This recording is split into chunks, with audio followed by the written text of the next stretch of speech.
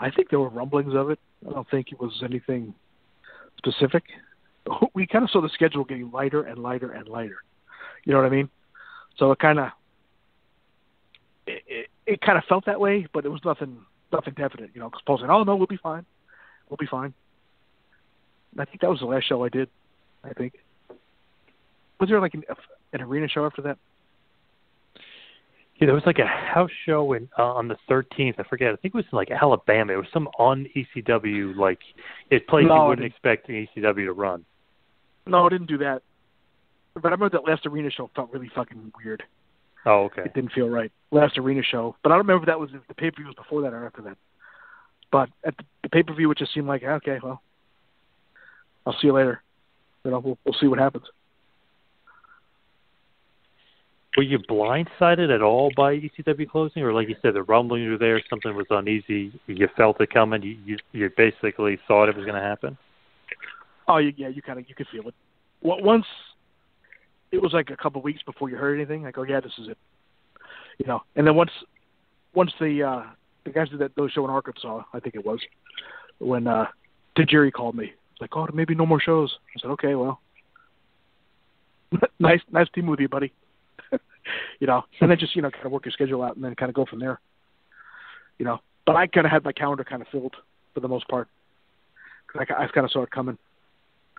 You know, after a while, you kind of saw it. You were a wise veteran at that point. You saw I was a wise veteran. Yeah.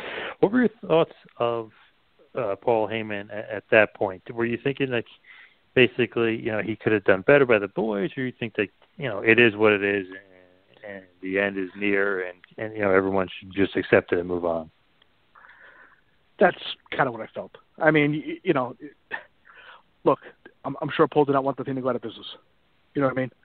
I'm sure Paul did not want to be a cog in the wheel working for Vince.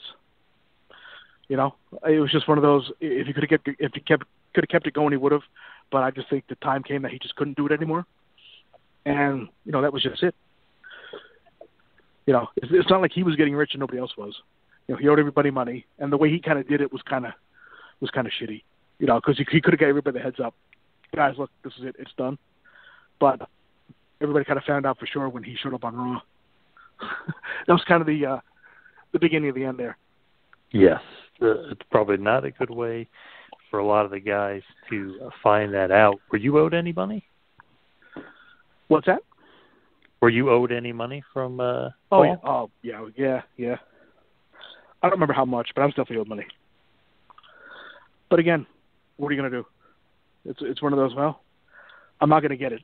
And once the bankruptcy goes through, all the big wigs are going to get their money first. You know what I mean? Acclaim and whoever else they owed money to, they were going to get theirs first.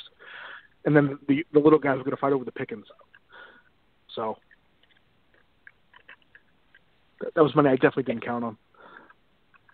Any heat or animosity on your end, or everything was square, and, you know, obviously not square, but everything was okay, and you were just ready to move on with your life at that point? Oh, yeah, it was fine with me. I was like, you know, because I figured this way, if it wasn't for Paul, there'd be no me. You know what I mean? So, I mean, I owed everything to him. So, could he have ended it more gracefully and a little more upfront and honest? Yes. But he didn't. But like I said, you can kind of see it coming. So I kind of have my schedule filled anyway, so it wasn't like I was left completely like, oh, my God, now what? You know, the money would have been nice. But then again, that's how things go.